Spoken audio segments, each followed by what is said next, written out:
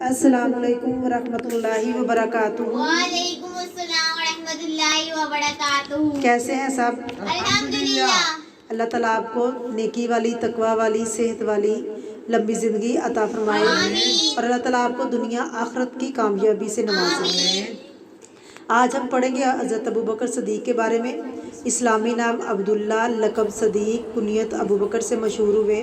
ख़ानदान कुरैश के कबीले बनु तमीम से थे। उनका ख़ानदान मक्के में बहुत रिस्पेक्टेबल था और मक्के की रियासत में खून बहा की ईमानदारी उनके कबीले के सुपुर्द थी। पैदाइश 5073 AD में पैदा हुए और मक्का के अमीर तरीन लोगों में आपका शुमार होता है। पेशा तिजारत था, ज़्यादातर कपड़े का कारोबार करते थे। कबूल इस्लाम से पहले रवायात के मुताबिक उनके पास 40,000 अशरफियाँ थीं। बचपन में ही हजूर सल्लल्लाहु अलैहि वसल्लम से उनकी दोस्ती थी, क्योंकि दोनों की तबीयतों में मुश्तरका खसूसियात थीं। कभी शराब नोशी और ना किसी बुराई में मुलव्वस थे। हालांकि उस ज़माने में खराबियाँ आम थीं।